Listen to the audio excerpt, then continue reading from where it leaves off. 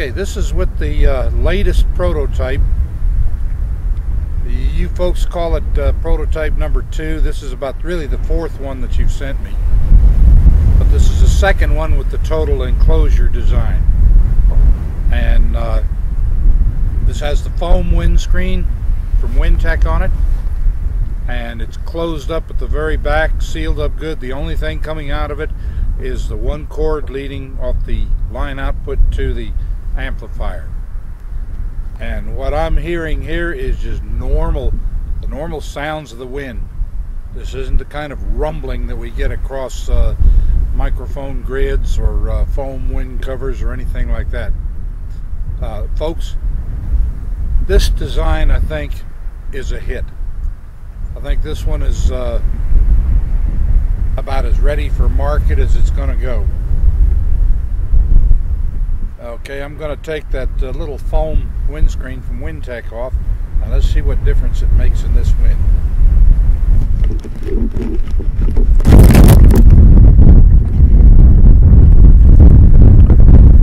Well, you can really hear the wind now that I've opened this thing up. I think I'll just leave it recording.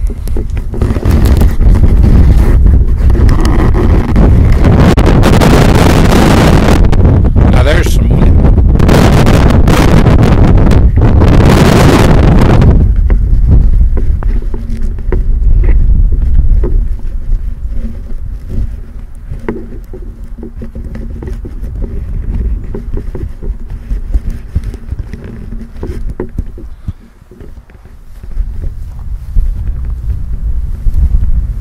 And here we are again. No foam windscreen over it. The wind is trying to die down just a little bit. It's about half as strong as it was. Well, we're still getting enough to ruffle the feathers on that thing plenty. This is good. Now, you heard what it sounded like when I opened it up and the wind could get to the mic elements. But when we close it up, again, any noise that we're getting, I think, is just normal for gusts of wind.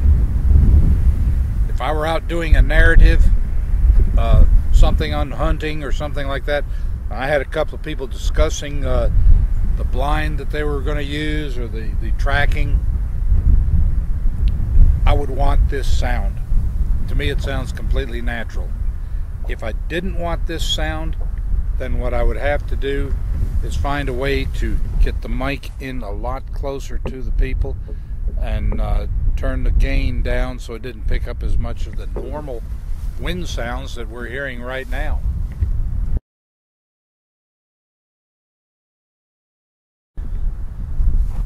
These are my conclusions on running the comparison with or without the WindTech foam muff. I think this thing needs to be marketed with that wind muff, with that wind screen. The sound is a little bit cleaner. There's a little bit less wind roar with that foam windscreen in place. And you know, I'm happy with this one. I was content with the last one, but I'm happy with this one. I think you've got a good thing going.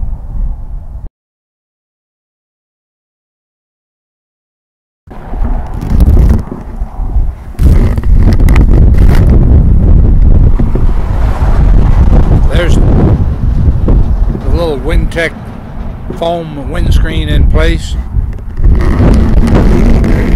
Take it off, let the wind hit the mics, and that's what we get.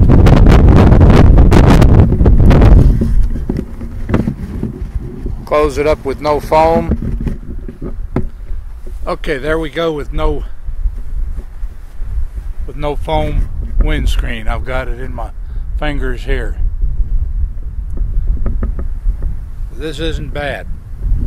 Open it up. I gotta find a way to anchor that little amplifier. That's gonna drive me nuts. You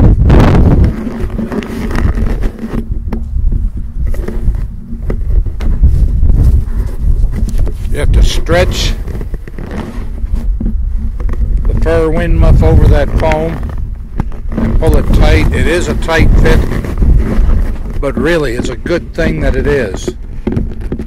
because you do not want